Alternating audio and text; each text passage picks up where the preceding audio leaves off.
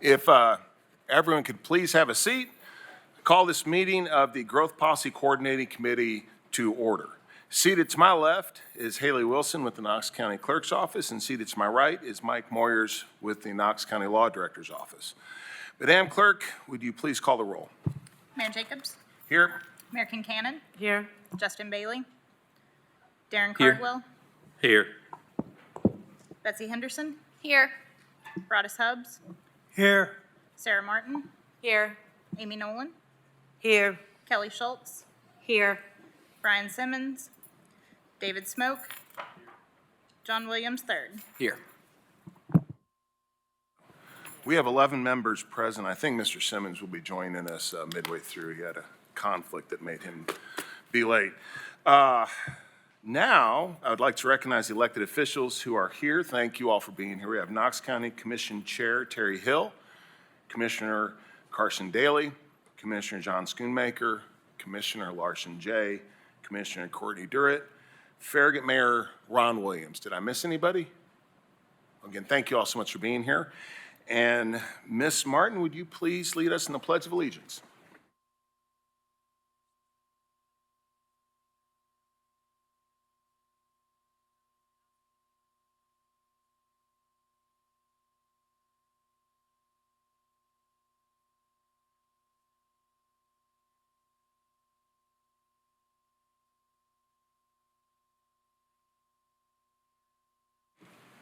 Thank you. Now we need a motion to set the agenda. Mayor Kincannon, is there a second? Second by Ms. Henderson. All in favor, please say aye. Aye. Any opposed? Okay, motion carries. And an approval of the minutes for need a motion for the approval of the minutes from our meeting on December 19th. Second. Second, all in favor, please say aye. Aye. Any opposed? Okay, motion passes. So thank you all again for your time and attention to this committee and this plan. Before the presentation from staff, I want to address some specific requests that have been brought up during the growth policy process and hopefully give the committee and the public a better understanding of how we landed with this final amendment. When this process started, and after consulting with the law department, we decided we're not going to roll back any of the existing planned growth area. We received requests from community members, developers, and opt-out requests from property owners regarding the designation of their property. We carefully considered each of these and referred back to the data-driven process that got us here today. I acknowledge the desire from property owners and from county commissioners who have advocated to have additional tools and protections for the rural area. Moving forward beyond the scope of this plan, you will see that we've made changes to allow rural place types in the planned growth area, and one of the recommended policies from the comprehensive plan will be to establish a conservation grant fund to assist farmers in setting up conservation easements for their property. Finally, after 2 years of hearing from the public, our goals throughout this process have been to mitigate skyrocketing housing prices and provide housing options, limit urban sprawl, and preserve our beautiful open spaces. I believe that this amendment presented today does address all of these. Now, to hear more about the amendment, here's a staff presentation. So who is leading that? Amy? Well, yes, thank you. Thank you, Mayor. I'm going to lead part of it. We have a couple other staff that are going to present as well. My name is... Sorry, Amy. Yeah, Amy, could you identify yes. yourself? My name is Amy Brooks. I'm the Executive Director of Knox County Planning, and our staff have been supporting the county during the Advanced Knox process over the last 2 to 3 years. And we wanted to open up this presentation tonight by taking a step back. Next slide, please. By taking a step back and talking about the growth policy plan, what it does and doesn't do, and put it into context with other tools that we as an agency in Knox County have to consider land use and future growth and development. So I'm going to start out with where we are right now, why you're all here in this room this evening, which is the growth policy plan. This is one of 3 documents I want to touch on tonight. I want to start by talking about the purpose of the plan, which is to establish 3 areas. If you'll go back one, please. urban growth, planned growth, and rural. Of all the documents that we're going to go over, this one is the most general. And reading this map really doesn't tell us that everything shown in yellow is going to be suburban residential neighborhood or that every parcel in the rural area is a farm. What it does tell us is that areas in yellow have been identified as places that future growth could be accommodated for a variety of reasons. Next slide, please. I also want to take a minute to emphasize some of the things this plan does not do. It is not rezoning of someone's property. It does not dictate development, but like I said just a moment ago, it does identify places that future growth could go in years to come. It doesn't make someone use their property differently or make them sell their property. If someone is farming on their property right now, this process is not going to change that. So now I want to touch on the comprehensive plan. The purpose of this plan is to provide recommendations for land use and transportation. It outlines policies and guidance on how the county can guide future growth. And the creation of this plan is really how we got started on all of this. The advanced Knox process has taken place over, like as I mentioned, over the last 2 years. It's involved a thorough analysis of where and how the county could accommodate future growth that's anticipated and received input from thousands of community members. This helps us go from the general question of where could growth be accommodated that we are answering through the growth policy plan to what types of uses are appropriate in different areas throughout the county. This is the point where we can begin to understand where and what scale residential development might occur or where a commercial center might be more appropriate. And it is important to note that there are places with rural character found throughout the county. Again, when you look at this map, you're able to see much more nuance and can identify places, even those within the planned growth area, that are anticipated to remain more rural in character and which areas might be more appropriate for traditional style suburban development and where we might see more intense uses. These are things that can't be determined by just looking at the growth policy map, but can begin to be understood through the comprehensive plan. Next slide. So I just want to emphasize that the comprehensive plan map, which we refer to as the future land use map or FLUM, was created with all of that input I mentioned over the past 2 years, and then we took those growth policy boundaries and brought them into alignment with this map. Next slide. And finally, we have the zoning ordinance and map. This document takes the recommendations from the comprehensive plan and defines what is legally allowed at the individual property or parcel level.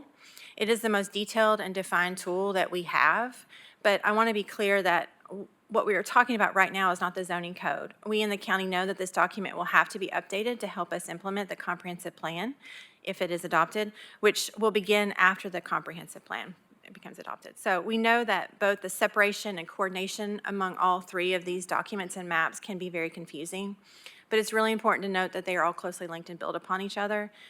And so with that, I'm going to turn it over to my colleague, Dr. Terry Gahula, Planning's Information Services Manager, to talk just really briefly about population projections. As we embarked upon the advanced Knox process, one of the first things we did was determine what those population projections might be. Thanks, Amy. Good afternoon, everyone. I'm Terry Gilhula, Information Service Manager for Knox County Planning.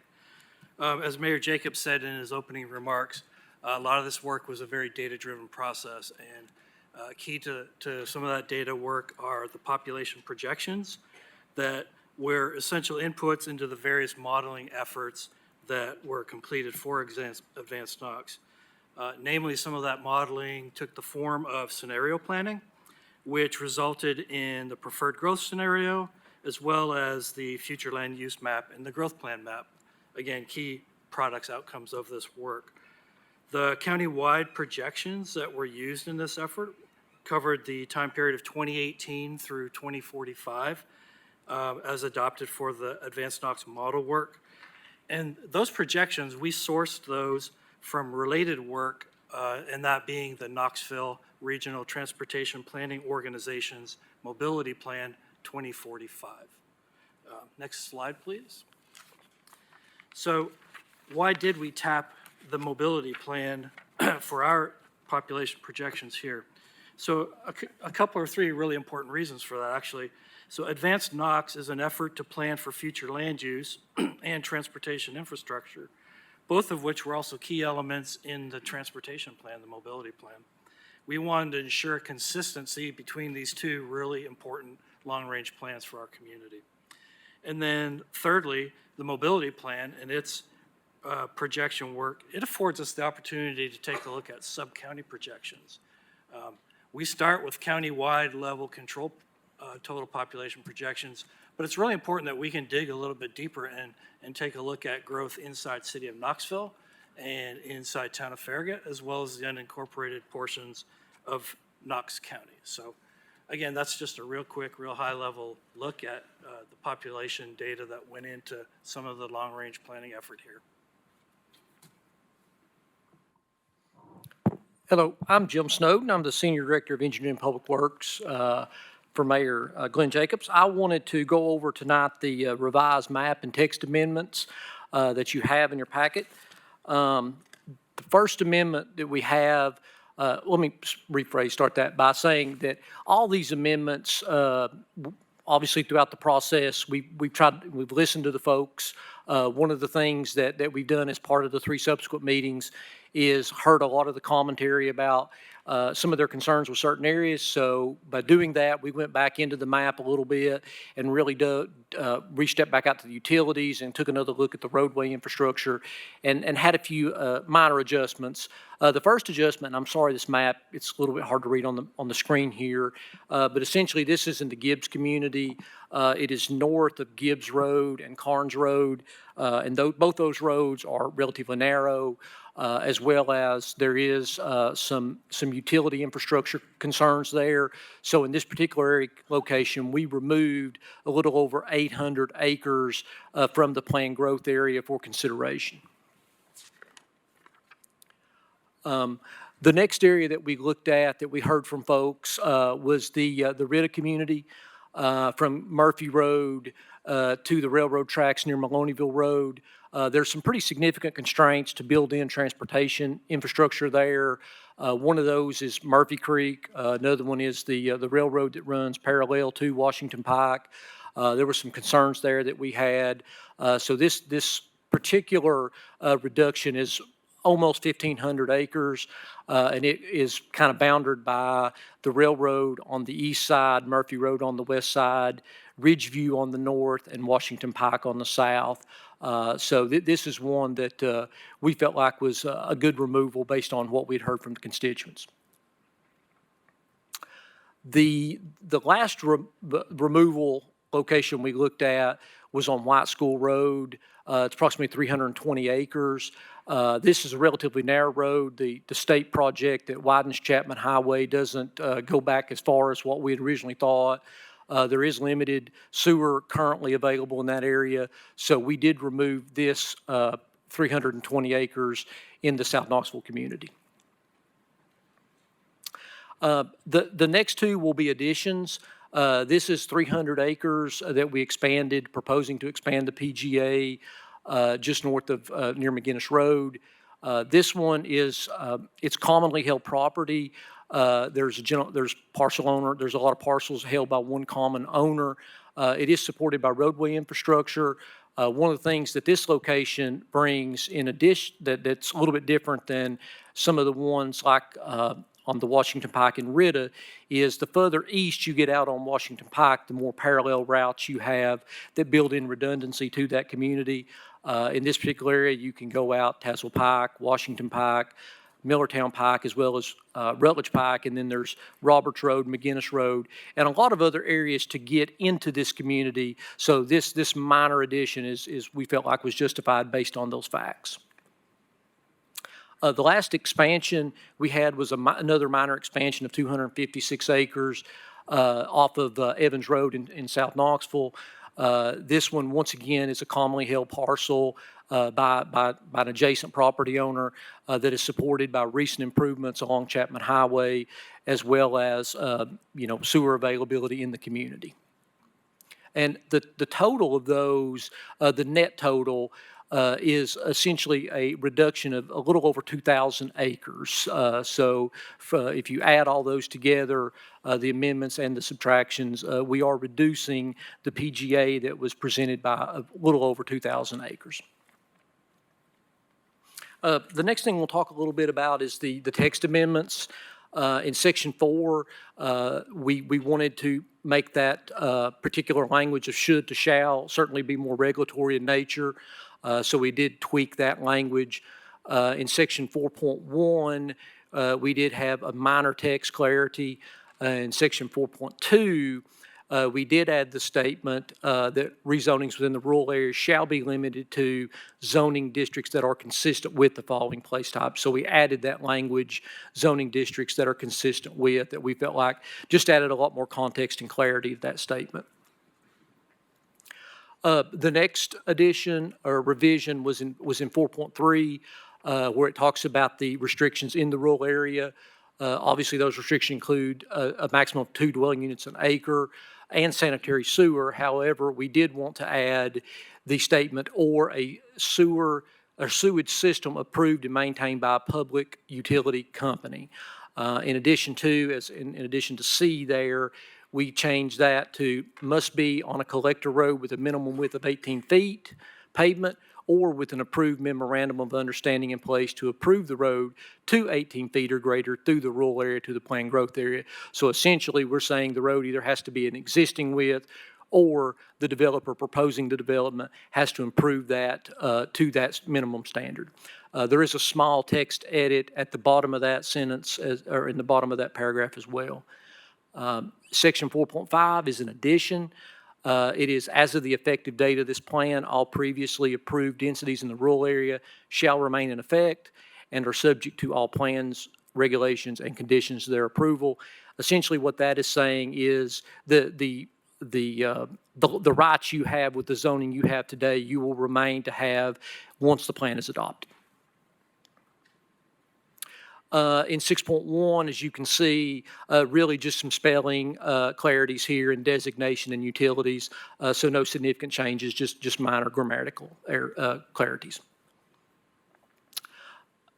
This is under the proposed, the growth policy plan shall be updated or reviewed in concurrence with the comprehensive plan or as needed according to the guidelines in Appendix C of the adopted growth policy plan from 2000. There was a little bit of debate about the clarity of how the update process worked. We just wanted to add this in there to make it very transparent to the public how that process would occur. And lastly, the effective date of the amendment has been added. We did add May 1 of 2024. One of the things we heard from a lot of folks was how we wanted to make sure that the land use plan would be adopted so that the interim period between those two being adopted would be consistent. So we did add May 1 of 2024 for the adoption so that we would have enough time to have the land use plan approved as well. And I believe that is the end of our presentation. Thank you all. Do any of the committee members have questions for staff at this point? Ms. Myers? Thanks. Yeah, I have a question. One thing that's not described apples to apples, although the map that's on the website does describe this, but I'd love to have staff summarize this. Could you explain the scenario of if this growth policy plan, the amendment, is not approved? What stands instead? What is the current situation that will carry forward if this is not approved? There we go. So if the amendment were to fail, the current growth policy that we have would stay. It would stay in place. So I think what we would need to do is make sure that the comprehensive and land use plan aligns with the current growth policy plan. So we might need to make some tweaks to that comprehensive plan that we talked about. I think it's important to note that, the growth policy plan that was adopted in 2001, all those policies, those boundaries stay in place and essentially be maintaining that status quo in the rural area. Okay, and just to clarify, the existing plan allows for slightly more dense development in this area than the proposed amendment. The proposed amendment reduces some of the development density that's allowed in these rural place types. Is that correct? Yes, that's a good question. Yeah, it reduces it from, currently you can request up to 3 dwelling units per acre in the rural area, and this reduces your ability So you can only request up to 2. Yes. Great, thanks. Thank you, Ms. Martin. Sorry. Thank you, Ms. Martin. Anybody else? Okay, seeing none, now it's time for a public forum. Please state your name, county of residence. You have 3 minutes to speak. Also, if you wouldn't mind, please talk directly into the microphone. It's sometimes difficult in this room, so keep that in mind. First up is Hanson Sale. Mr. Sale, if you would approach the podium, you have 3 minutes, sir.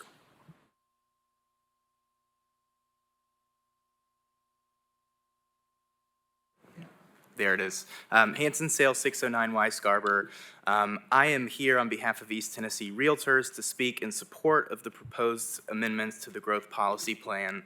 The housing crisis is real. Home prices in Knoxville have increased nearly 85% since 2019, meaning a home valued at $250,000 in 2019 is now worth $462,000. This is a crisis that touches the lives of our friends, our neighbors, and many of our city's and our county's most essential workers, those who keep our communities safe, who teach our kids, who respond to our medical emergencies. These are the people who are hurt the most when we fail to address structural faults in our land use policies. Make no mistake, public decision-making is hard. It requires balancing nebulous concepts like protecting community character with the broader community-wide need for housing. And while we have an obligation to listen to our fellow residents and their concerns, we also have an obligation to grapple with the uncomfortable realities. When we say no to new housing, when we say no to land use changes, who are we really saying no to? Is it the young family looking for their first home, the retiree looking for an affordable place to live, or the young professional who won't ever be here because they can't find somewhere to live? I, like most of you, believe Knoxville should be a place where people of all backgrounds can seek and achieve a better life for themselves, a place where homeownership is still within reach. But saying we believe those things is not enough to achieve that goal. The evidence is clear. Our community has for a decade failed to produce the amount of housing that we need, and it's a symptom of structural impediments and outdated land use policies that don't reflect our current housing needs. To address these challenges, our elected leaders and community leaders, people like you, must not just listen, but also lead. We must recognize the danger of mistaking loudness for consensus and find the political courage to make the necessary reforms. The people who are hurt worst are our essential workers, and the data bears this out. According to our research, the starting salary for a police officer is enough to afford just 2% of homes listed on the market today, and the starting salary for a teacher is, again, enough to afford 2% of the homes listed for sale. So the amendments before you tonight are a way to both honor the character of our community by reducing density in our rural areas and address our housing needs by increasing density where infrastructure supports it. For these reasons, our association asks for your vote to advance these amendments as one of many land use reforms needed to ensure that all of our citizens have access to safe and affordable housing. Thank you. Thank you, Mr. Sale. Next up is Eric Ressler. Mr. Ressler, please come to the podium, state your name and county of residence. You'll have 3 minutes, sir.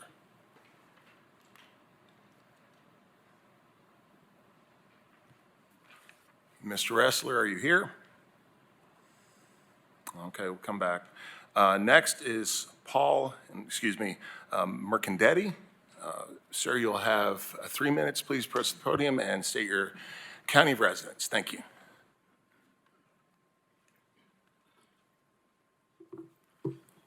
Thank you, Mr. Mayor. My name is Captain Paul Mercandetti. I live up on Buffett Mill. Been a resident for about 20 years now in Knoxville.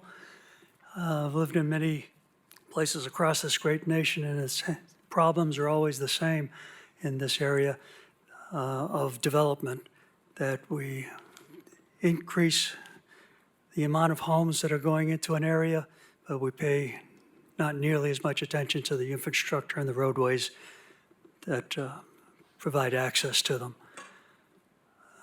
I used to live out Rutledge Pike up on Ellistown Road. And now, of all the east-west roads that head out that way, Rutledge Pike is about the only road that is adequate in handling the amount of traffic that is going to be increased.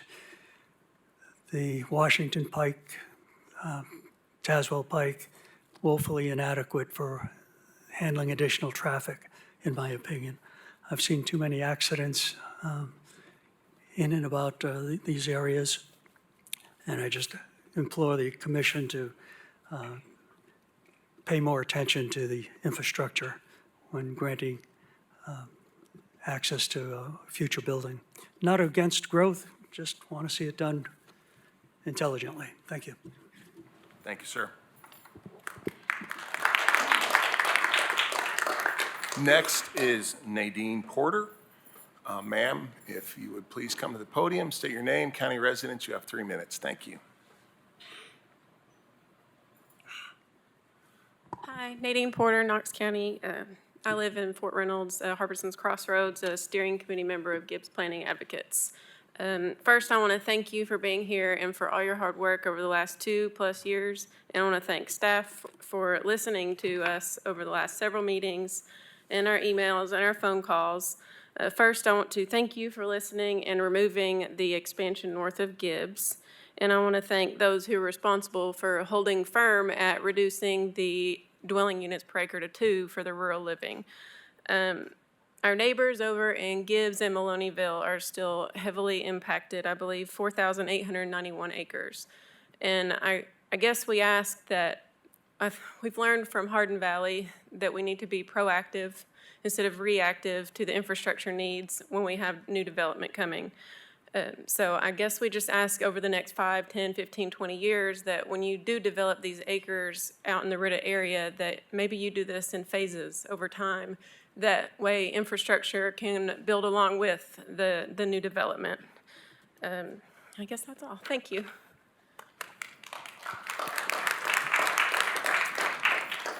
Thank you, ma'am.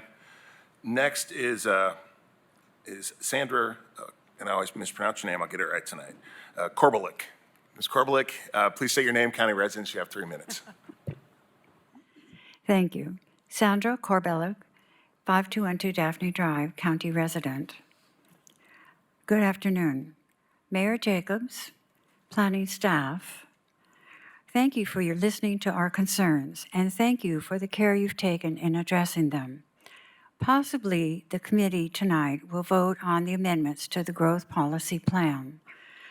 We've had some last-minute changes to these proposals that were made public early on the evening of Monday, 2.5 days ago, and some extremely last-minute information with the new population year of 2040 cited in today's Knox Sentinel. I asked this committee, all of the committee, to give us the courtesy of delaying your vote until next week, and here is why. There are several recent changes, and we'd like to understand and speak with staff to figure out why this and not that. And here's a couple examples. How did staff reach the population estimate for 2040, and what is their projected increase for the unincorporated county? I'm going to speak to this for just a second. I have worked as a transportation planner. I have worked on census. I have no complaint with the 2045 mobility study that is the fundamental basis for the calculations. However, using their new figures, I have recalculated it all, and I do not come up with 79,000. I come up with 55,000. And the Boyd Center also comes up with a population figure within the 50,000 range. Please give us a chance to work with staff and really understand how they made the calculation technically. Another question, how much land remains in our existing planned area that could still be developed? We have asked this question a few times and still haven't gotten an answer. Farming is an industry that provides an essential benefit and has an economic value. We know that farmers have been submitting requests to opt out of the planned growth area into the rural. The public would like to know how many farms, what is this acreage, and where are they located? All I'm asking is to give the public a little bit of breathing space and delay your vote to next week. It takes a simple motion to delay the vote. You have a legally advertised hearing tonight. You have publicly opened the hearing. You have a quorum. All that you need to do is to make a motion to a date and place and time certain, and you can continue it until late next week. We appreciate the work of the committee, the staff, and Mayor Jacobs, but give us a chance to catch up. Thank you. Thank you, Mr. Korbelik. Next is Pamela Stout. Ms. Stout, please come to the podium, state your name, county residence. You'll have 3 minutes. Thank you.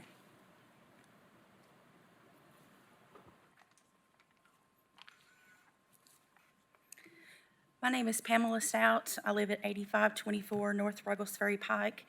Our farm is located at 8815 North Ruggles Ferry, where we do soybeans, corn, hay, small vegetable garden, and where it's all grown in our farmland, while we've turned a small barn into a venue where we host educational seminars and teach county teachers and educators across 15 counties on agriculture. We also hold events where children can come and see the life on the farm, enjoy the open spaces of agriculture life.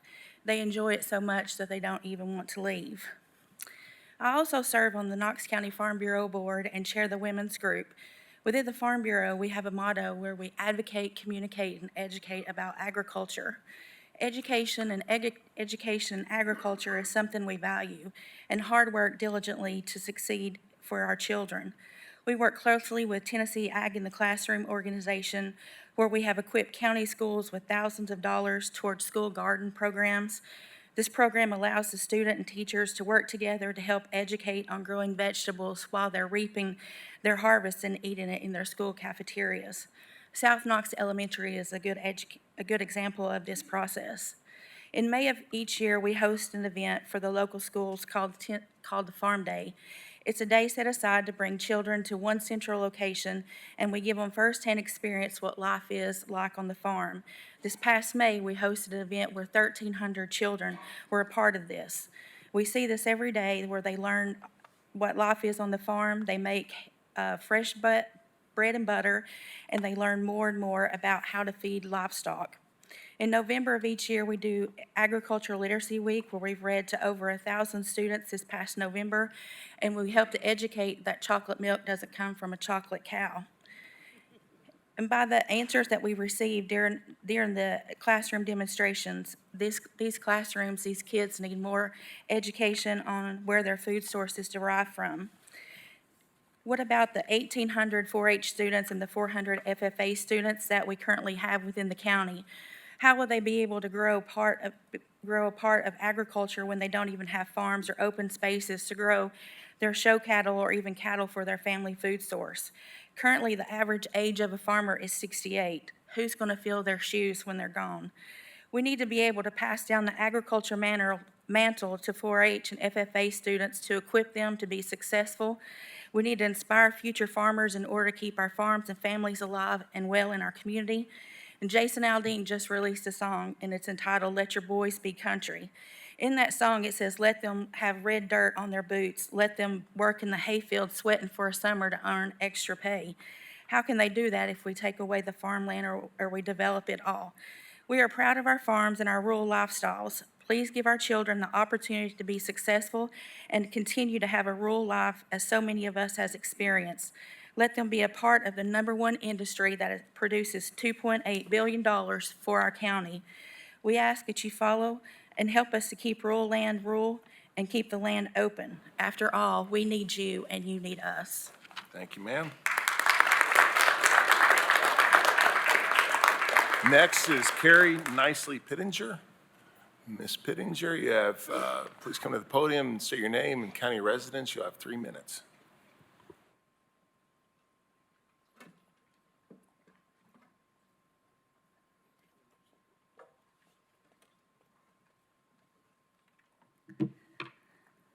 My name is Carrie Pittenger. I live in Knox County, and I am lucky to be the 9th generation to farm at my family farm, Strong Stock Farm. I know many of you have visited it and seen it for yourself. I'm also one of many generations to farm at Chesterfield Farm, just up the road, as well as my husband and I renting numerous farms in the area. First, I would like to thank you for your time in addressing this. I know we've had many meetings, so thank you. A remark was made at a prior meeting that farmers are not being forced to sell their farms in the planned growth area. We do know that, we are aware of that, but farming happens in community. When you do not have numerous tractors that need to be serviced, there will be no skilled labor to service your tractors. When you do not have large operating farms, you will not have the supplies you need at your local co-op. Point in case, ours sells a lot of dog food, bee supplies, and other hobby farming supplies. We find ourselves going to Jefferson County already often. When we move our farmers further away, supplies will continue to go down and down and down. Secondly, a member addressed that farmers where they grew up sold their farms in order to retire. I would like to say that selling off your life's work and the generation of many that came before you is not a marker of a successful community. And I don't think it's something that we should strive to achieve either. We've seen great improvement in the life of our local farmers with the addition of local grocery stores and a great number of Knoxvillians who support them, as well as our farmers markets. It is a marker of health and success that our farmers are not going bankrupt in order to keep their farms afloat like we have in generations past. There are numerous studies that show the health and success of town center and high-density developments. I agree with the city's goal, but I do not see how this growth plan addressed that, and we have not been given time to review the recent changes. While we have no intention to develop our farms, the increase in sprawl and development surrounding the areas do not support farmers, but I would also like to say it does not support the everyday workers that many of us are speaking about either. Half-acre lots are sprawl. It is not accessible home living for people who are wanting to move to our city. So I would like you to consider delaying your vote and allowing the public to review the current plan. I thank you for your time. Thank you. Next is Meg Gill, excuse me, I'm sorry. Meg Gill. Ms. Gill, you please approach the podium. State your name, county residence. You have 3 minutes, ma'am. Thank you. Thanks. My name is Meg Gill. I live in Knox County. Thank you all for the work you've been doing. We really appreciate it, and thanks for giving us a chance to speak. I'm originally from Middle Tennessee, but I came here over 10 years ago, and the very first time I visited Knoxville, I fell in love with it. I saw the sign of the Tennessee Theater, and then in 10 minutes, I was on the trails at Imes, and I just thought, is this place real? So we moved here, my husband and I, to North Knox. We would go biking. Within like 20 minutes, because I'm a very slow bike rider, we were out of the city. We were riding by farmland, riding by open spaces, and it was beautiful. And now we're still here, we love it, but its character is changing, we can see that. And some of the land that used to be open space is now developed. You know, that's inevitable, we understand that, but we do lose some of the natural beauty of a place, we lose some of its character, and we lose some of the potential for local agriculture that's so important. In Knoxville, I work as a nurse practitioner, and I can say with certainty that having access to natural areas is good for our health. It's really important both for us as individuals and for us as a whole community that we have access to natural areas and parks like Imes and Seven Islands.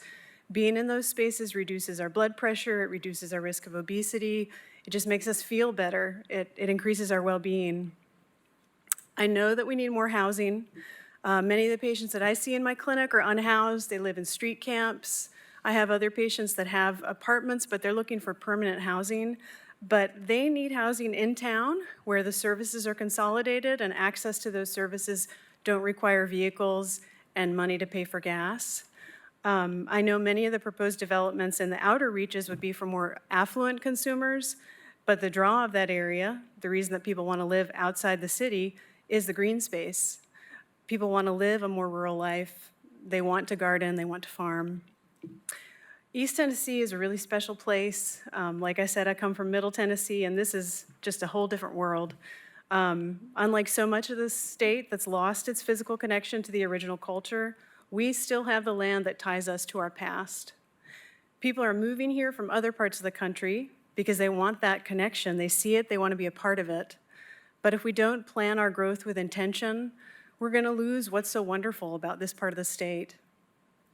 3 years ago, my husband and I moved out of the city limits. We live now in southeast Knox County on 10 acres, and we couldn't be happier. We have a big garden, chickens, pigs, the whole deal. We have the best sense of community we've ever had in our lives. But we do wonder about the future of the area if we don't approach its growth with care. So again, I want to thank you for the work that you've done on this already. I hope you'll continue to find ways to promote a balance between growth and preservation. We have such treasured spaces. Thank you all. Thank you. Next is Joey Gilkey. Mr. Gilkey, please come to the podium, state your name, county residence. You have 3 minutes. Thank you, sir. Thank you all. Joey Gilkey, I'm in the Washington Pike district that we're proposing growth expansion. I'm an entrepreneur. I work in the city, in Market Square. I build companies and create jobs by day, but at night I'm a farm owner. I own 70 acres in the Washington Pike area. And as I consider what I wanted to communicate, and I do want to communicate that we are not anti-expansion necessarily, we're not anti-growth, but we are pro-strategic growth. When I walked my 70 acres considering what it is I wanted to communicate, I had the ability to look out and the privilege. When I looked out, I saw the 49 acres that Bill owns. I looked to my left, Carol has 14, her husband passed, it's all she has. I turned around, Mike has 55. He provides hay for local farmers, as do myself. If you guys were not aware, 2 years ago, hay was very difficult to come by. We have the ability to provide that for our neighbors. When one farm goes, multiple farms are affected. So we are not anti-expansion. We are aware of the headwinds that we have. There are headwinds. We understand population growth. We understand macroeconomics. But there is strategic growth. There is a quote in Sun Tzu's The Art of War, a great piece of literature. He says that strategy without tactics is the slowest path to victory, victory nonetheless. But tactics without strategy is the loud noise before defeat. We are here to have victory as Knoxvillians, both in the county and in the city. But if we move too fast, if we have an expedited decision and we do not think about the elements of our infrastructure, we will be the loud noise before defeat. I drive that road every day from Washington Pike to my office in Market Square. If I leave at the wrong time, I will be 15 minutes late, guaranteed. And that's on me. But that will only get worse. The traffic is already horrendous. The infrastructure does not exist. We do not have plans for parks and recreation in the recent rollout of the plan. So we are considering expansion, but we're not looking at all the other elements that go into a community, and that is what the community is. I invested my hard-earned money to raise my 2 little boys and my wife. Hopefully, my in-laws will eventually move in as well, build a home for them. But we want to build around this community. That is what I invested in. And I believe that we owe it to the people whom a lot of you were elected to represent to consider our voice. I do believe you are listening to us. That plan shows it. But I think we have to move slower, give us time, and let the key stakeholders in these communities have true contribution to this plan. Thank you.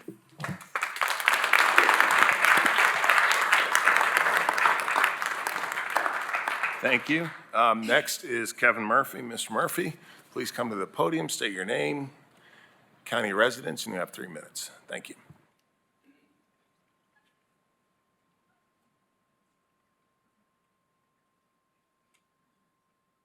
Let's see.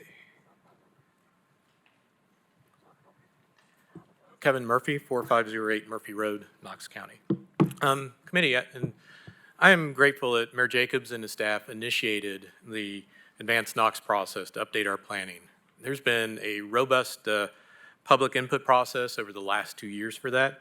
And this committee, you've also had a really robust public input process, so I thank you for that. I know that staff and the committee, you're tasked with balancing competing demands when proposing changes to the current growth plan.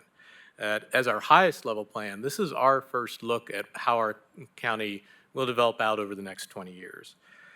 We hope the comments and public forums have provided useful feedback, and I think the concerns fall into 3 broad areas: providing infrastructure to current and proposed planned growth areas, preserving farms and open spaces that are located inside that planned growth area, finally, availability and affordability of housing. One by one, regarding infrastructure, as previous speakers have stated, we saw what happened in Hardin Valley. We kind of learned the wrong way to do it. And our concern, particularly for the Rid and Maloneyville areas, which are already deficient on roads and parks, is that we want to learn from our mistakes. So we would ask, if those are proposed for new planned growth, how are we going to phase in growth so that the infrastructure comes along with the development instead of waiting 20 years for that infrastructure to come in? Because that's what's fair to both existing and future residents. Regarding farms and open spaces located in the planned growth area, this analogy might be helpful. 30 years ago, the Orlando airport, they built a 3rd runway. They destroyed some wetlands to do it, so they put over 1,000 acres of additional wetlands that they owned on the airport under a conservation easement. But Orlando continued to grow out. The development is now adjacent to the airport, and the airport's asking to develop these wetlands. Their claim is that the wetlands are becoming more isolated in the landscape, reducing wildlife connectivity and ecological function. And that's a concern in the planned growth area where we have development coming into places that have rural character, is that we reduce the farmland ability and the natural ability of those areas. And then at the last point, at the growth plan level for housing, all you can do is open up new land for development. The general plan and the zoning ordinance, that's what is where you have far more tools available. But consider that we have unique characteristics in Knox County that many medium-sized cities lack. We have a compact, walkable downtown with a lot of historic fabric, ridges, ridgelines, and hilltops that have close recreation like the urban wilderness, farms dating back 200 years that supply the Market Square Farmers Market, and countryside really close in. These are things that we have that other places don't have. That's what makes us special. And I hope tonight all of you will contribute your knowledge and experience tonight to ask questions, offer suggestions, and contribute to good planning that keeps our region special. Thank you. Thank you, Mr. Murphy. Next up is Mary Long. Ms. Long, if you would please come to the podium, state your name, county residence, and you'll have 3 minutes. Thank you. Mary Long, Rita Community. I'd like to start by saying that we appreciate that the committee has appeared to take another look at this plan and pulled some of the areas out that shouldn't have been included in the first place. I think the most obvious issue is that farmland should remain rural. Changing existing working farmland and the areas surrounding it to the planned growth is a gross oversight. Have any of you driven through these areas? Have you spoken to any of the residents, aside from in these meetings? I'm sure there are many residents that would love to see you all at ground zero, making sure that your existing communities are happy with your proposal. Drive down the roads and think about how you could possibly widen them without bringing the road up to someone's front door or completely moving a whole railroad. Changing this area to planned growth only caters to developers and removes a tiny hurdle for them to have to jump over to build bigger, while removing our buffers and putting existing residents at risk. I've read several articles and seen news and PR coverage where claims have been made to be funneling the development to parts of the county that have infrastructure to accommodate. As we have mentioned, we don't have the infrastructure in place to support this level of growth. Putting it in place after the fact is another oversight. It punishes existing citizens in the meantime. If you wait to fund a school until the growth is finished, you've already crippled an entire generation of children with inadequate education. Have you spoken to the staff at any of the existing schools about the effects of the recent growth on their schools? We have. With additional development comes many risks, and among those concerns is increased conflict. Multiple working farms are still in this area, and it puts us at risk for frivolous lawsuits when the new residents decide they don't like to see or smell farms. Tennessee has a right to farm laws, but that doesn't stop the complaints and the lawsuits. I've spoken to multiple farm owners that have been affected by these frivolous lawsuits that amount to nothing but frequently waste large portions of their time and money. We need to work together to implement good planning to avoid these types of conflicts. We've asked for up-to-date studies on multiple issues, and we haven't heard or seen any of these studies being conducted. Maybe I've missed it, but that's doubtful considering I'm sitting directly on top of one of the largest portions of possible development in the plan. Instead, I'm only seeing corn that has been planted that depletes the soil. According to the Fish and Wildlife Conservation Commission, light pollution has several general effects on wildlife, attracting organisms resulting in them not being where they should be, repelling some species from their natural habitats, creating habitat loss, and altering the day and night patterns of other species. All of these things affect the reproduction rate of our wildlife and can contribute to a reduction in the amount of natural species. I read an article today that said that this committee could take up to 2 more meetings to hear from the community before they vote. This will impact thousands of current citizens, so why rush through it? If you care about your communities, wouldn't you want to take all the time possible to make sure that you make the right choice? I know everyone is tired, but I think taking most of the time that you can is worth it. Please delay your vote. Thank you. Thank you. Next is Gerald Thornton. Mr. Thornton, please come to the podium, state your name, county of residence, and you have 3 minutes. Thank you.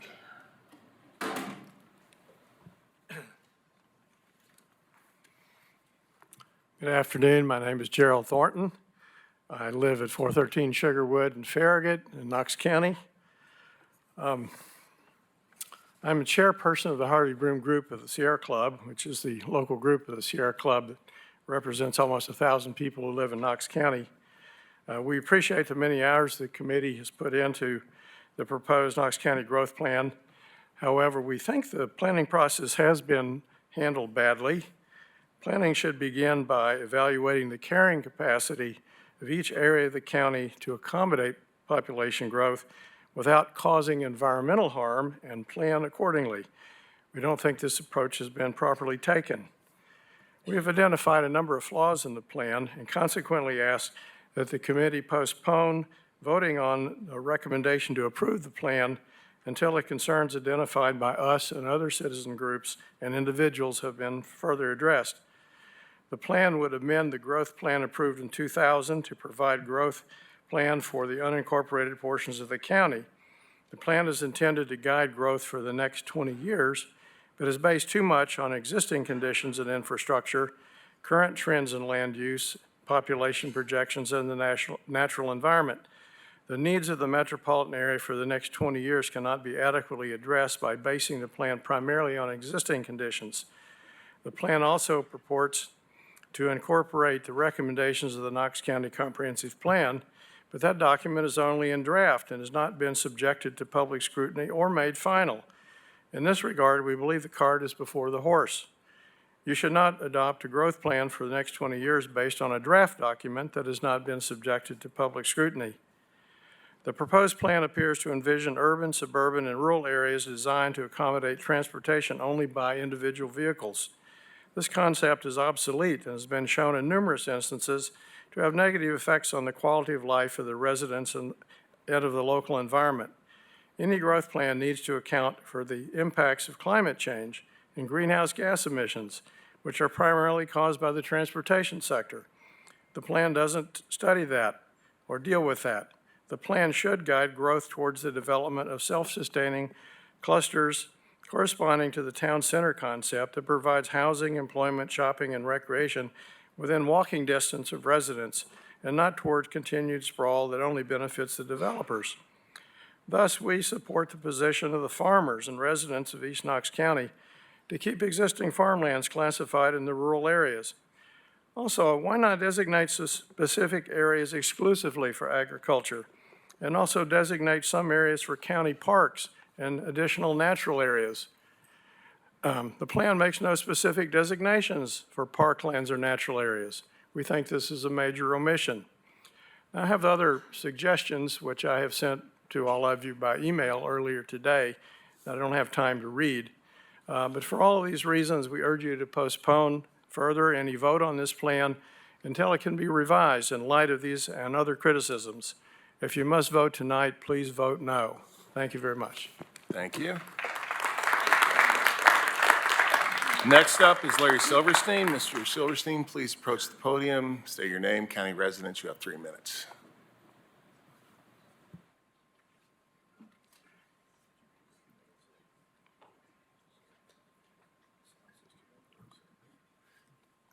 Larry Silverstein, Knox County. I'm speaking on behalf of Community Forum. At the past 3 meetings, I've requested this process to be put on hold. If you vote tonight, I urge you to vote no on recommending approval of this growth policy plan amendment. The public has demanded changes to the map and the text. The response was to move back to rural designation, only 3 square miles of land out of 17 miles of rural land, which in October was designated to the planned growth area.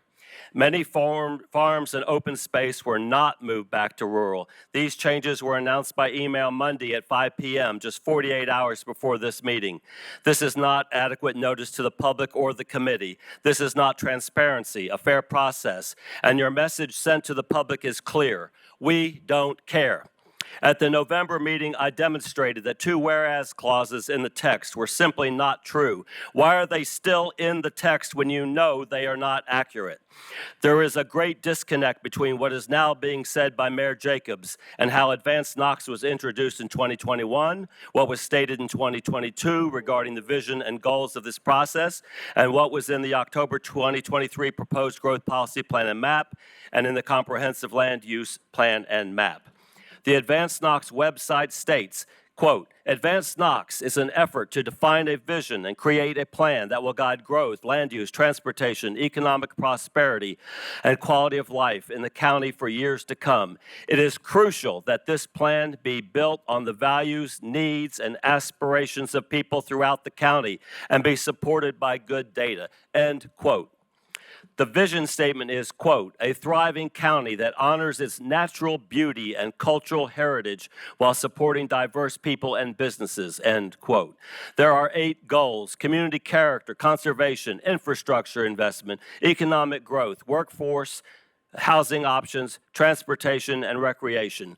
Mayor Jacobs, in a January 5th, 2024 media release stated, quote, we started the process of updating the county's land use policies 2 years ago with the goals of mitigating skyrocketing housing prices, limiting urban sprawl, and being good stewards of taxpayer dollars. I believe what we are proposing accomplishes those goals. On January 8th, 2024, the 3rd goal was changed to preserve our beautiful open spaces. What Mayor Jacobs is saying now is not included in the comprehensive or growth policy plans. The message has changed. Nothing in this growth policy plan or comprehensive plan can mitigate skyrocketing housing prices due to higher labor and material costs. Eliminating protection of severe slopes in the rural area does not preserve our beautiful open spaces or honor our natural beauty. Eliminating sector plans is terrible for property owners and neighborhoods. This bait and switch, hidden agenda, and giveaway to developers has now been exposed. You can't put lipstick on a pig. This should not be approved. Regardless of the vote tonight, our message will be taken to the legislative Sir, I'm going bodies, to have to ask you to wrap it up, where please. elected officials will hear from their constituents. Thank you for your consideration. Next is Kent Milnott. Mr. Milnott, please approach the podium, state your name, county residence. You have 3 minutes. Thank you. Minot? Minot, I'm sorry, Kent Minot? Would you repeat that? Is it Kent Minot? I'm sorry, sir. Yes, sir. People were slapping in my ear. I couldn't hear you. You have 3 minutes, sir. Thank you. Thank you. Yes, I'm Kent Minot. I live in Glenwood Avenue in Old North. I chair the Sierra Club's Tennessee Transportation Committee and serve as co-chair of Drive Electric Tennessee's Infrastructure Working Group. The club has 1,000 members and supporters in Knox County. We have a lot of concerns about the proposed growth plan, now updated just 2 days ago. It's not a real public process when you have to comment on such short notice, so I'm going to ask you to postpone the vote for tonight. But let's first talk about transportation. The proposed growth policy plan map shows a simple geometry. You've seen it, already developed urban and suburban core in gray, a light blue urban growth boundary, mostly surrounding the gray, and then the larger ring of yellow indicating the proposed growth area. Typical American planning. The area of the city keeps growing because it contains the economic opportunities and it pushes out rural and agricultural areas even further. My former city of LA shows the results of that kind of planning. Flying in, you see endless suburban development with houses, apartment buildings, and mini malls out to the horizon. Both agriculture and industry are hours away. This kind of development puts an increasing tax burden on residents since tax revenue from industry and agriculture has been squeezed out, pushing up housing costs. That's one reason people leave California cities. But at least LA has lots of wide streets with timed lights and congestion relieving traffic controls. But look at the plan map. 71% of the expanded planning growth area is in East Knox, 7,744 acres. But typical of rural county road design, East Knox roads are narrow two-lane roads with no sidewalks that can only handle limited traffic. The only major road improvement in the plan is along the length of East Emory Road from Carnes to Tazewell Pike, obviously since Tazewell Pike's already overused. We're experiencing unprecedented change in the way people get around, and nobody working on this plan seems to have noticed. The plan assumes residential development with single-family units driving around in the family car. How are you going to expand transit service to the county? Is there a plan for increased bike traffic that preserves the lives of bicyclists? How will these folks commute to work? Our highways and freeways are already overcrowded. There's a long list of road improvements in the plan, but how will we pay for them and how long before we get them? Knoxville has ambitious greenhouse gas reduction goals. The city intends to reduce our carbon emissions 80% by 2050. Has anyone tried to factor in this goal? Placing all this great farmland and natural area in the planned growth area will prevent urban sprawl? The map is the very definition of urban sprawl. Elimination of slope protection in rural areas does not jibe with preserving open spaces. Please do what farmers and other members of knoxgrowth.org are asking: postpone the vote and create a genuine public process for stakeholders to weigh in. Thanks for your kind attention.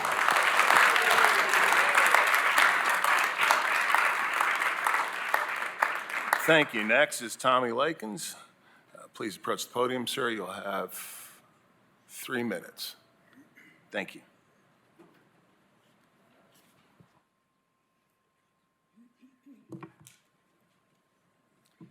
My name is Tommy Lakins, and I've actually resided in Knox County my entire life. I've been a resident within the 8th District School Board District for the last 30 years. My wife, Tammy, and I have raised 2 children, and now we have 2 grandsons who have grown up in the 8th District, attending public schools as well. For the past 8 months, I have been going door to door, business to business, in our district, introducing myself in my campaign for the 8th District School Board position. I've expressed my priorities, and I've heard their concerns of the constituents. Our schools are a vital part of our community. Your final decision in this growth plan will have a great impact on your community schools. As many have said, farmland cannot be developed without someone first selling their property, and this should be the owner's right.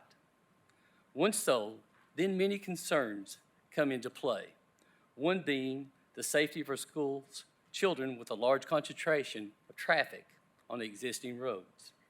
Our schools will feel this increase in housing immediately. That concerns me and many others.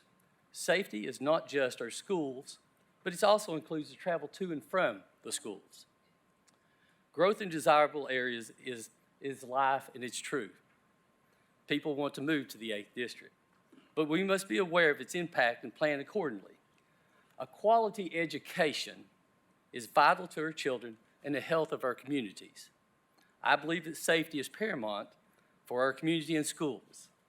I ask that all factors be considered as you review your plan and implement safety aspects for our children in this new growth plan. Thank you. Thank you, sir. Next is Colleen McWilliams. Ma'am, if you could please approach the podium and state your name, county of residence. You have 3 minutes. Thank you.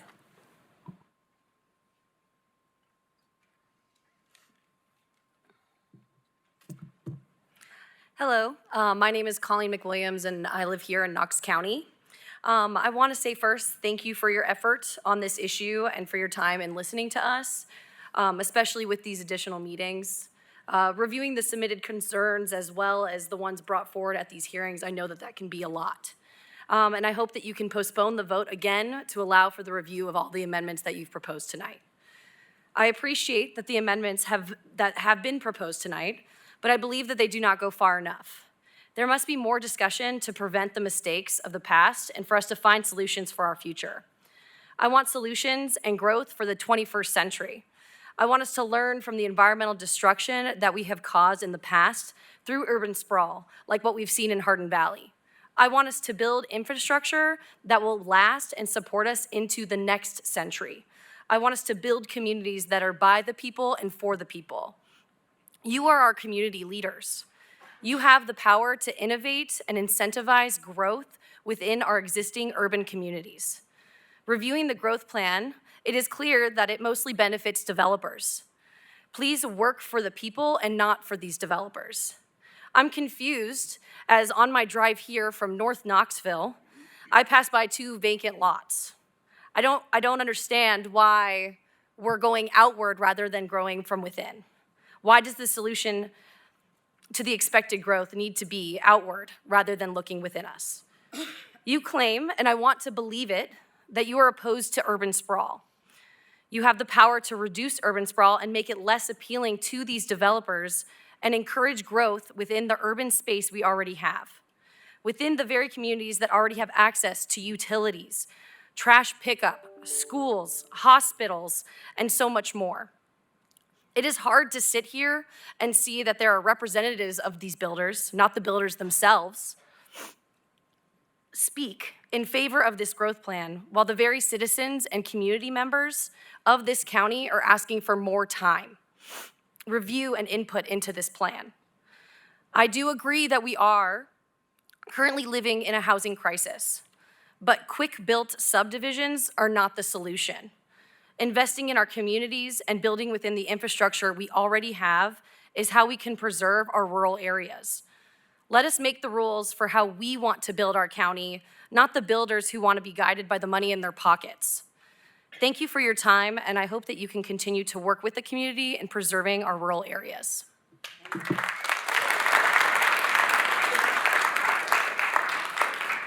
Next is Adam Thompson. Mr. Thompson, if you come to the podium, state your name, county residence, you have 3 minutes. Thank you.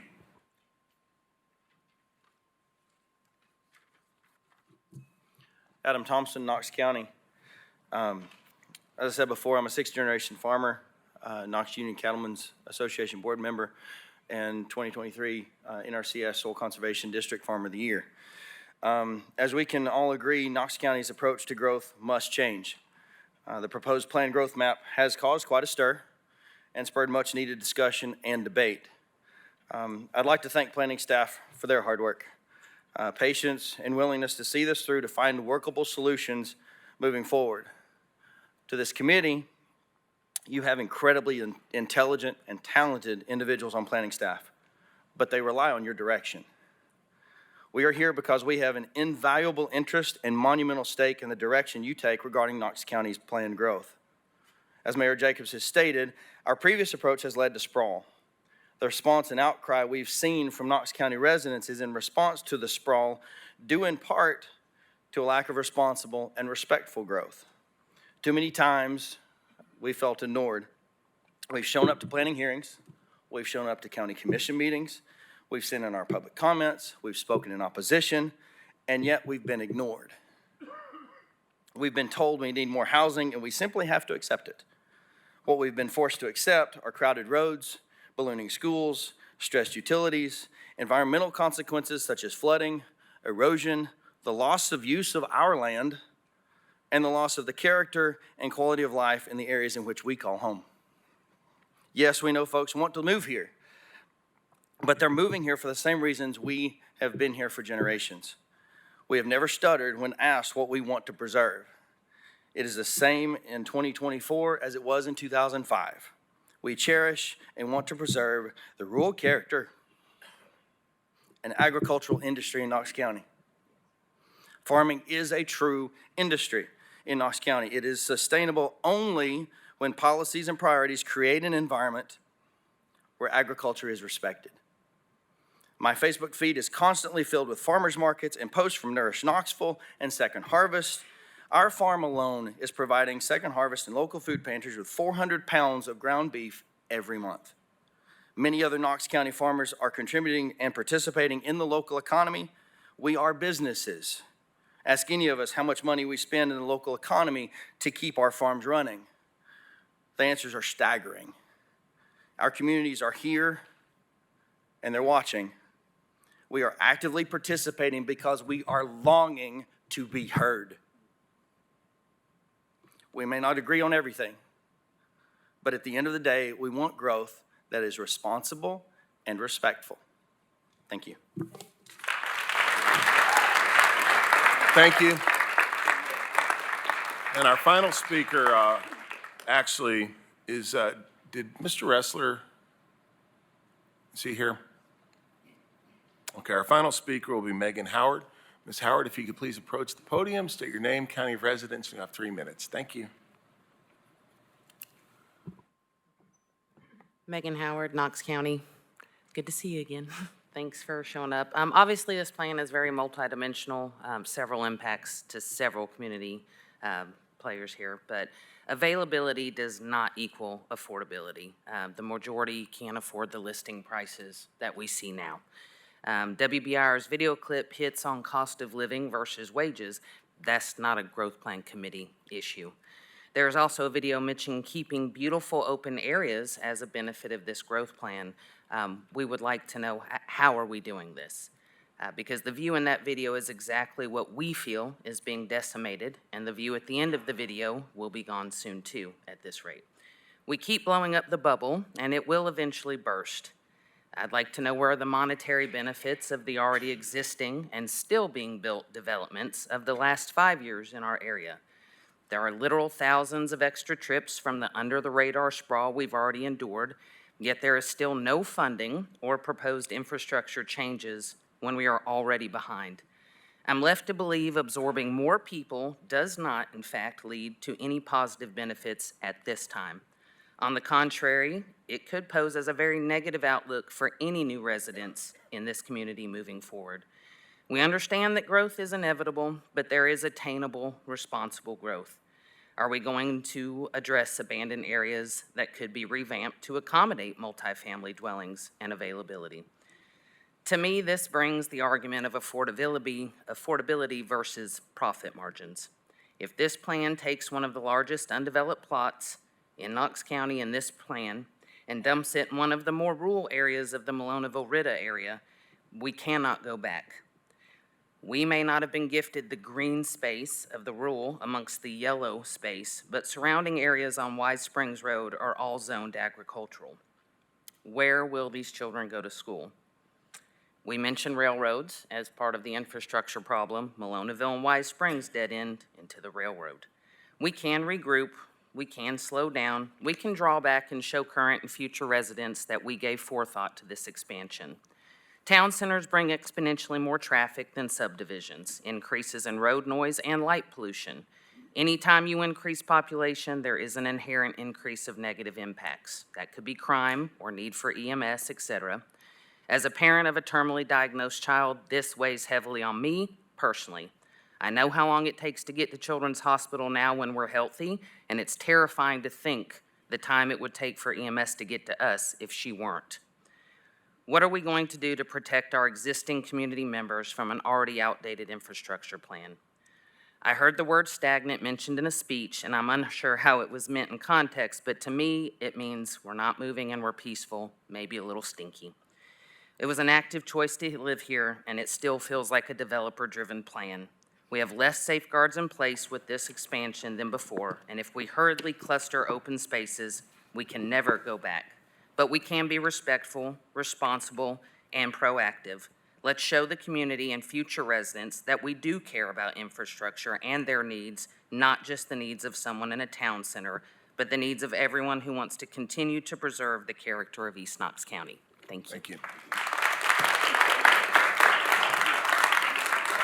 And thank you to everyone who participated in the public forum. Now we'll move on to discussion of the amendment.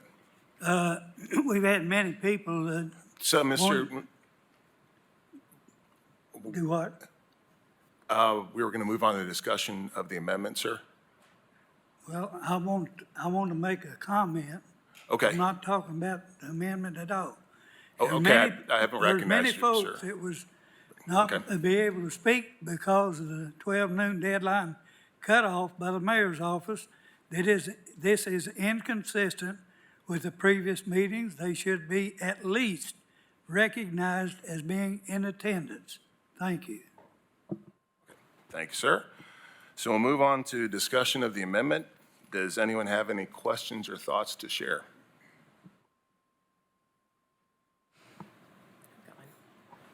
Ms. Martin. Yeah, I wanted to echo many of the sentiments that we've heard tonight, thanking my fellow committee members and the staff people and every participant in this county that has participated in this long planning process and the lead-up plans that have gotten to this point. My personal takeaway from these meetings that we've had is how complex, an appreciation really for how complex the planning process is and what part the growth policy plan plays in that larger process. A lot of what we've heard from the public forums is concern for infrastructure, concern for preserving open space, limiting sprawl, and all of those things can be done in earnest once the gatekeeping growth policy plan amendment can be allowed to open up the next phases of planning, which include that future land use map, the comprehensive plan, and the infrastructure that goes along to support those. So I just wanted to iterate that I appreciate how these meetings have helped myself, my own neighbors, residents of Knox County, and the citizens of the city of Knoxville to be a part of the process where this plan can then open the gate to these more granular plans that we can get into once this one is amended so that we can really let our tactics match our strategy and carry forward the work that Advance Knox has been doing. Thank you, Ms. Martin. Ms. Henderson, I think you're up next. Thank you, Mayor Jacobs. I just wanted to thank everybody who came to speak this evening and to all the meetings. I know it's not easy to come down here at 5 p.m. downtown, and to thank this committee for all the hard work that's been put in to this plan. But I just want to say that I would be willing to delay this this vote and this plan another week, month. I know we have 2 more meetings that we could use, but it's clear to me that we don't have a lot of community buy-in. For me, not only has it been in the public forum that we've heard that, but I've also had parents reach out to me and community members in different areas of the county. So I would be willing to delay this vote. Thank you.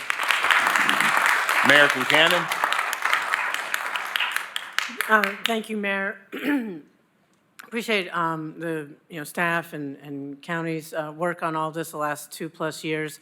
I just wanted to share some observations. First, on behalf of the county residents who live inside the city, we do recognize the need for more housing throughout our community. We are very much in support of infill housing and density along the corridors, and also planned neighborhoods like North Shore Town Center. What I've heard when people have spoken to me, both here in this public forum and these meetings and just out in the community, that there is common ground. I think that's pretty common ground that the status quo approach to growth in Knox County outside the city limits has some problems. Everybody agrees that sprawl is bad. I wouldn't call it urban sprawl, though. I mean, I'd call it suburban sprawl, because urban sprawl is an oxymoron a little bit. So the status quo isn't working, sprawl is bad, green space is good, farms are good. We got to know our farmers, we need food, we need that economic part of farming as well. We need more housing, and that people aren't necessarily opposed to growth, but they want that growth to be responsible, respectful, and smart. And those are all things that I subscribe to as well, of course. So I guess I want to, just ask a couple clarifying questions. The map and amendments that we could potentially be voting on this evening don't contain any. They don't include information about potential infrastructure investments. Is that correct? It's, Do you want to talk about that, Jim? That's correct, Mayor. The plan has a transportation component that does identify projects, but that is a little bit of a separate document. But yes, the amendment itself does not talk about the infrastructure improvements, but within the plan, there is a list of transportation improvements that will support it. and, The comprehensive maybe, plan. okay, thank you. And maybe this is for Ms. Brooks or Mr. Snowden. I mean, right now, North Shore Town Center is an example of mixed-use community that has housing and a school and retail all within close proximity. It's my understanding that under the current growth parameters outside the city, something like North Shore Town Center is not possible to be built. Is that correct? Let the record reflect they're nodding their head. Yes, it would be challenging, yes. Okay, like you would have to get a bunch of variances. Correct. And so, under this proposed, amendment, I know that's not affecting zoning directly, but it would, as Ms. Martin mentioned, allow Knox County to update its zoning to allow things like North Shore Town Center to happen. The growth policy plan, no. The adoption of the comprehensive land use transportation plan, which would be the next step, would allow that zoning code to be updated to reflect Okay. those different land uses. Okay, and would you say, Ms. Brooks, being an experienced planner, that density along corridors is one way to protect green space? Yes, I would. And another question I've heard that would like to just make sure is understood for all of us here today and watching later. Inside the city, we have ridge and slope protection plan, and this document, as revised, would say as support. Could you just speak to that a little bit and help everyone understand? Is it, we don't want to lose our ridges and slopes, and there's erosion issues and environmental concerns, but what protections exist right now, and how would that change based on this vote tonight, or if at all? Correct, Mayor. The language in the existing document, we can look at and verify, but I believe it says that the developments on slopes and hillsides will be inconsistent with the adopted policies of the city and the county. So I believe that is the language, and obviously in the county, the slope and hillside is a recommended document to be followed by the county commission as well as the planning commission. But at any time, it's a recommendation, whereas inside the city, it's a requirement. That's correct. And would any of these plans that we're considering tonight and might be forthcoming change that policy? Like, could it go from a recommendation to a requirement? Is that something that's in the plans or to be determined? It's not in the plan now, but certainly that's within the purview of the county commission if they chose to go that as part of the development of the UDO. Yes, ma'am. UDO? I'm sorry, Unified Development Ordinance, the zoning ordinance update, I'm sorry.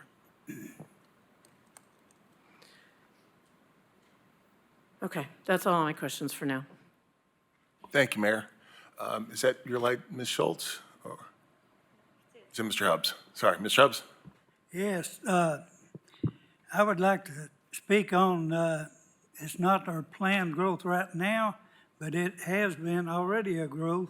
We have a subdivision, or 3 subdivisions in East Knox County that is, 2 of them are on Breakville Road and Hammer Road, and the other one is Neal's Landing. And we have some pictures, and I'll be glad to send you one down there, pass that down to the mayor, and we got some more, if anybody would look at them. The first picture will be showing you, we're gonna have, when it gets completed, 549 dwellings on one short road. 549. And now, the pictures that you're gonna be looking at, the number one is a sediment pond off of Strawberry Hills.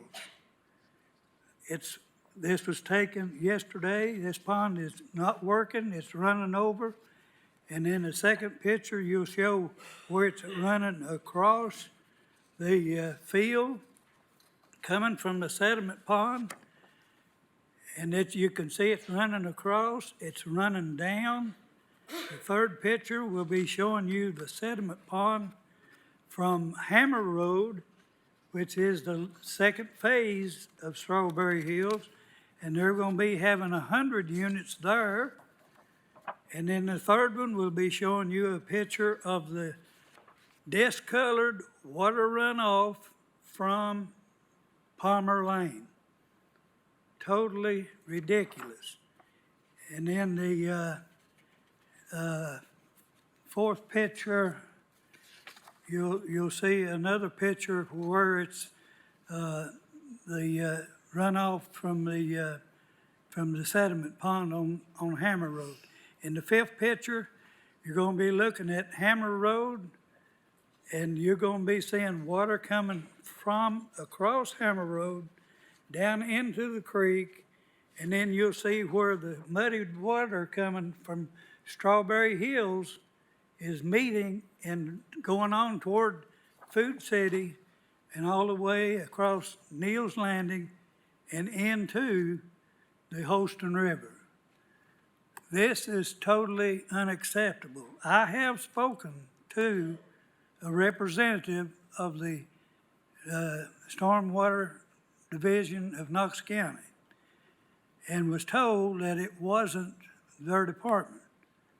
Well, I don't know whose department it is, if it's a stormwater. And they said that there's absolutely nothing been done about it. They have already 65 houses completed in Strawberry Hills, and they're selling for up to $500,000 per unit. And this is just another thing that we're not looking at the big picture. Where are we gonna put these kids to school? We don't have Carter Middle School or elementary school is full now. We don't have room for them.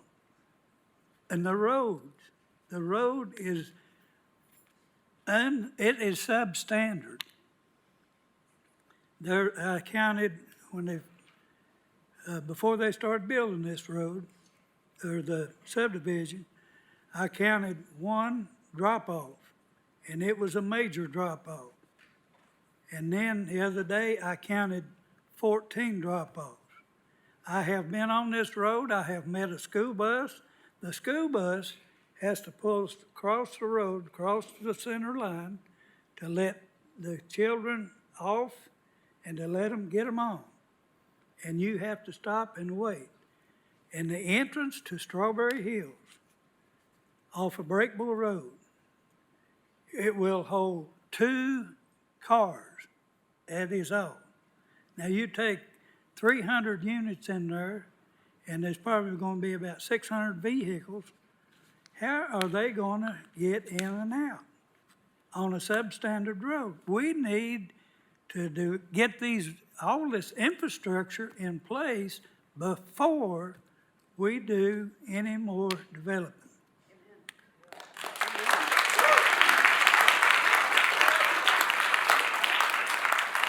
Now, in light of that, I would like to make a motion that we postpone this for 2 more meetings.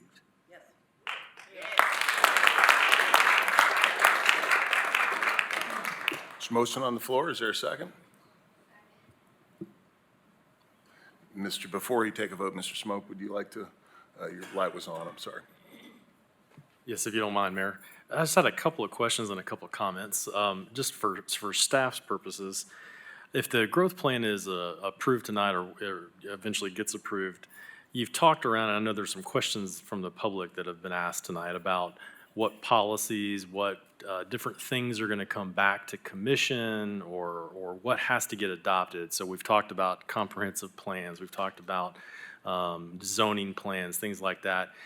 Can you maybe describe that in a little more detail about what has to happen to get the details that we don't have in the growth plan but are coming, and maybe a timeline that you may have coming down the road? Sure, I can jump in here, and my colleagues, if you have things to add, please do. So the comprehensive land use and transportation plan that we've been working on for the past couple of years will be going, it's been posted on our website for a couple of months now. And it will go before the Planning Commission next month for their review and consideration. If they recommend approval of that, it will go on to County Commission. And then the next step in the process, if that plan is adopted, is to take those policies, those visions, those implementation recommendations, and as Mr. Snowden mentioned, develop a new zoning code. We're calling this the UDO, Unified Development Ordinance, which will include not just the zoning code, but subdivision regulations and other ordinances that are used by Knox County. Is that helpful? It is helpful, and so I think just a follow-up is that the growth plan is basically looking at those growth areas that we're trying to designate for the future for Knox County, the unincorporated parts of Knox County. And so all those details that are going to be coming are all parts of these plans that you're going to be proposing to both the Planning Commission and ultimately to County Commission. Is that correct? Yes, that's correct. So there'll be more opportunities for the public to weigh in on all of those plans in the future. Yes, updating the zoning code, as the city knows, will take 18 months to 2 years at least. Okay, another question for you. I probably should know this for sure, but does the city of Knoxville have a land use plan for their urban growth boundaries? Yes, they have a general plan. Okay, that's approved through the Knox County Planning Commission, correct? Knox County Planning Commission? Yes, and city council approves it as well. As well? Yes. Okay. So a couple of comments, Mayor, if I could. So first of all, I thought this was a very comprehensive process. I had the fortunate time to be part of the Advanced Knox process. There's never a perfect process. I've been doing this for a couple decades now in municipal government, and nothing's perfect. You're always looking at your policies. You're always amending those policies based on feedback and public feedback, what's happening in the community. But I do think it was a very thorough process, and I think they do have just hundreds of pages online that everybody can go and research everything that has been taking place over the last 18 months. But I do think it's important that these infrastructure issues, the policy issues that we've been talking about are looked at quickly, because I think you need to put those things in place in order to have teeth to the plan and make sure that that there's not just a nebulous plan out there that doesn't have any details to it, that you can certainly, when it comes to planning, or when it comes to the Planning Commission, when it comes to County Commission, that you can certainly make sure that that the development that is occurring is done properly.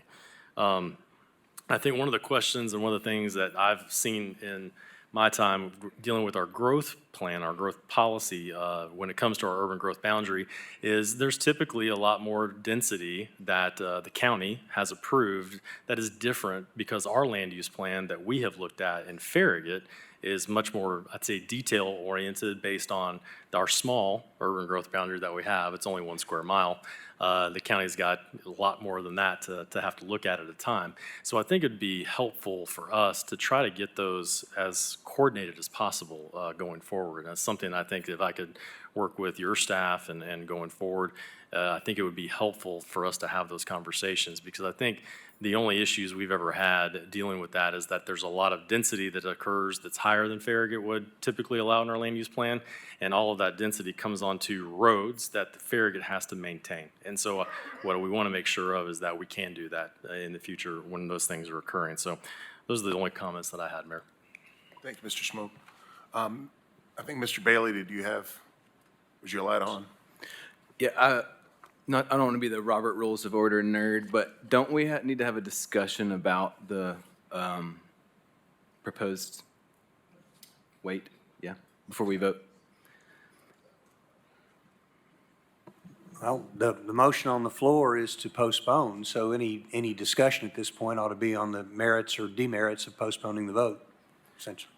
And I guess that would be my question for staff potentially. Like, what if we do postpone? What does that realistically look like? And here's why I ask. I don't. Something I'm learning about myself. I'm a people pleaser by nature, which makes this really no fun for me whatsoever. But I don't want to vote to postpone just to placate anyone, and I wanted to do it in earnest. And so I really want to ask, what would it actually look like if we postpone? I believe that we'd have another meeting with, public forum and,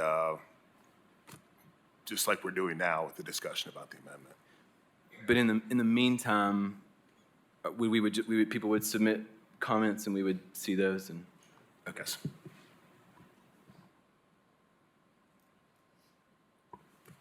American Cannon? Yeah, I just wanted to make sure, I'm not inclined to vote for postponement because there are going to be so many other opportunities for people to have input, not just on this at commission, at city council, and at Farragut Town Council, alderman, what do you call it? Board of Alder. So there's going to be those 3 additional opportunities, plus there's going to be the uniform, the zoning ordinance and other, this is just the first, as again, Ms. Martin said, it's sort of the first step in a much longer process that gets in the more details, and it's one that's required by state law. There's still a lot more work to do, particularly by county commission. Is that accurate? Yes, ma'am. It'll go from here. It has to be, if we vote tonight and it passes, it's ratified by county commission, then the city, then the town. Then we will move on to the UDO and everything that goes along with this. So yes, ma'am, there's still a big process ahead of us. Mr. Smoke? Sorry, Mayor, I just left my light on I'm longer than sorry. I should have. I apologize. Ms. Martin? Yes, thank you. Speaking again to timelines, since that is kind of what we're discussing now, I too am perfectly willing. We've been through these meetings. I'm happy to do as many meetings as we feel are necessary to discuss this properly and make sure we've given it due thought. I do have some concerns with delaying the vote, namely that when this committee was convened this time, we understood that that attempt has been made on multiple times, and when this committee isn't able to move a plan forward, what that means is that we are by default endorsing the existing development plans and allowing the status quo to continue by not moving a plan forward. That's my concern, is that a lot of the public forum participants have voiced their approval of fewer dwelling units per acre, for example. That's something that does not get to begin happening until we're able to move this plan forward. So that's just something that we've discussed, is that there are also some potential downsides to letting this plan flounder and not move forward. Mr. Simmons, thank you. Thank you. I apologize to the committee and to the staff and the public for being tardy today. I had an appointment with the family that I need to attend to. It was not any disrespect to any of the public forum or the staff presentation, and I regret not being able to see it in person and hear the comments that I did miss. Excuse me. With that said, in terms of delaying the vote or not delaying the vote, I think we recognize all the work that's been done. It's specifically over the last couple of years, and the amount of effort that everyone has put forward to it. I understand this is a complex problem, a complicated problem. It's not a pure solution that would satisfy everyone in a unanimous way. Facing that, I do feel like we are hitting the point of diminishing returns when it comes to do we delay, do we delay, do we delay. I think the amount of meetings that we've had, we could have had 2 meetings, we've now had 4. We've had some revisions that have been taken into account. I think all that's a positive, and it then needs to, at this point, for the sake of everyone, move on to the next phase as it's been discussed, and I think that's relevant. We're charged as this committee to take into account what we can and then try to move this forward or not. I don't think delaying it is serving everyone at this point. I think we as a committee have heard a lot of the criticism, a lot of the problems that are existing today, and in my mind, that's because of all that is in play, the status quo that's in place now, to be honest. So if we don't do anything with the committee, then we're just endorsing the status quo and hearing everyone's public comments for a long time now. That sounds like we're not happy with the status quo. So as a committee, it's not an easy decision. It's complicated, it's complex, but I feel delaying it at this point is probably not the right thing to do for the community as a whole. Thank you. Thank you. Mr. Hubbs? Mr. Mayor, the reason that I asked for a delay, I only saw this just a few minutes ago, and we need time to look at it. And so that's the reason I'm asking for the delay. Thank you, sir. Ms. Schultz? I just want to, again, comment with Amy and Mayor Kincannon. This is a plan that we are approving. So you're exactly right. If we don't move forward, we're supporting the status quo. Once the plan is in place, and that's all it is, we're putting a little map out there, so to speak. Then the hard work comes, where we're looking at the roads and the density and trying to do developments in a different way and so forth that currently are not available. So for there truly to be some answers to the folks that have come forth here, we have to move forward to say we support this and then turn over to the greater beings that know how to do planning to do that. So I also support voting tonight. Yeah, I think that was a great point, Ms. Schultz. Mr. Hubbs, I was curious, what did you say you only saw an hour ago?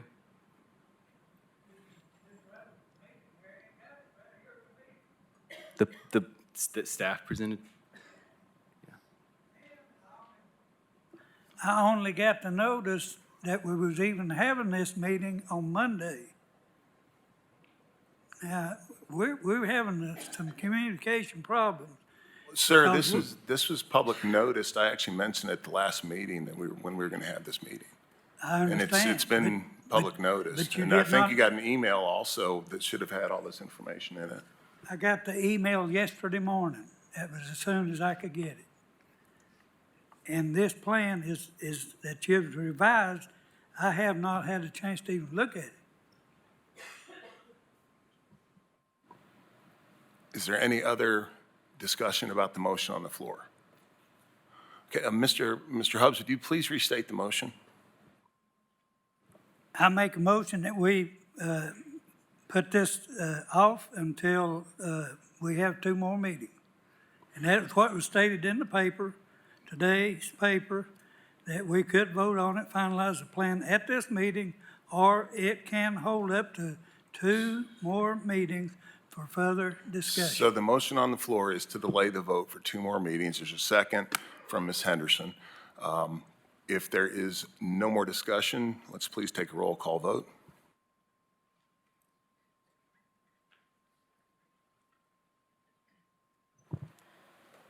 Justin Bailey. I vote to move forward with the vote tonight. Is that an aye? Aye, thank you. It's a no is, you need to describe exactly what yes and no vote means, please. Yes, I would be to delay the vote for 2 more meetings. No is to vote this evening. No, thank you. Yes, ma'am. Mr. Cardwell? No. Ms. Henderson? Yes. Mr. Hubbs? Yes. Ms. Martin? No. Ms. Nolan? No. Ms. Schultz? No. Mr. Simmons? No. Mr. Smoke? No. Mr. Williams? No. Mayor Jacobs? No. Mayor Kincannon? No.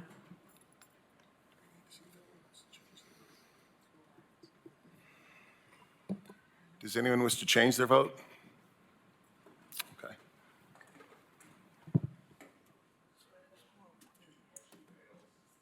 The motion fails 10-2. So back to, is there any discussion about the amendment for this evening? Mr. Bailey? I feel like we've had some back and forth from the community and from us about, I was taking notes when you were talking, how where this actually lessens density in the rural area. I was just curious if staff could speak again to how this plan does actually lessen density in the rural area. Sure, I'll be glad to address that, Mr. Bailey, and certainly Amy can jump in too.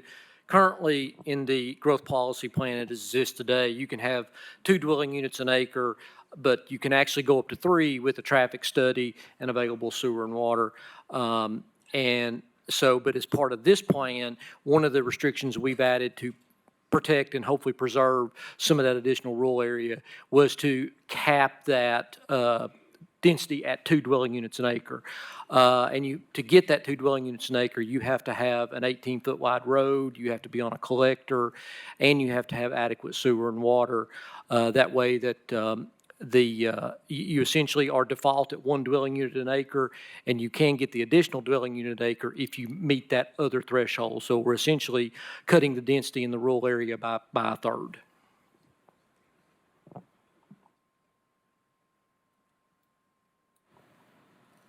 Does anyone else have any questions, comments, discussion? Yes, Mr. Williams. Thank you, Mr. Mayor. Just one comment for the committee, just a little context. First of all, thanks to staff. We worked a lot with them early on just the utility infrastructure side of it. I think they started there among some other areas, and wanted just you all to know from an educational perspective that, our ability to serve, our capacity is consistent with those areas. When we size up our utilities, electric, gas, water, wastewater, and our growing fiber division, we develop capacity to serve current and future needs. But extensions themselves, we talk about infrastructure, and there's a lot of questions about infrastructure. The extensions themselves are paid for by development. So our existing ratepayers don't pay for new subdivisions. They don't pay for new commercial businesses that go in. Those development organizations pay for that extension. So the capacity is a planning side that we do, and we've got ample capacity to be able to handle where they've outlined those.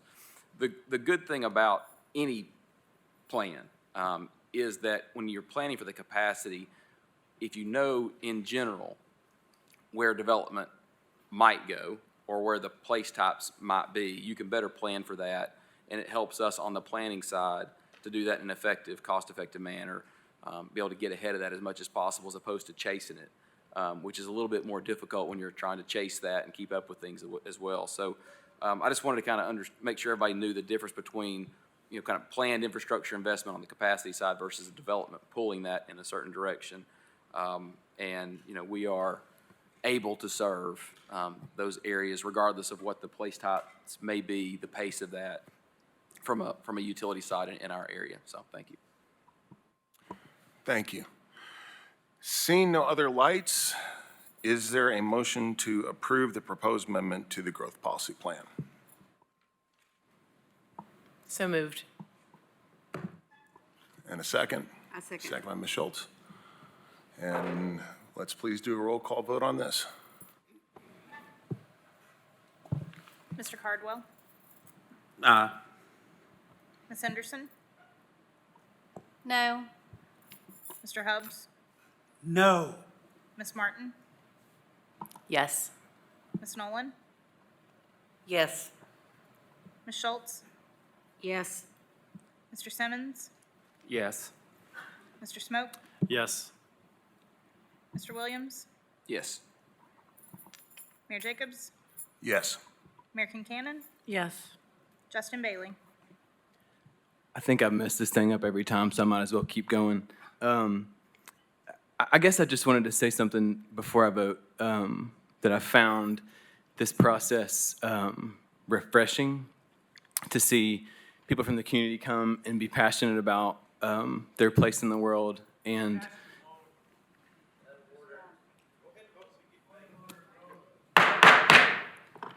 Please let the committee member speak. Thank you.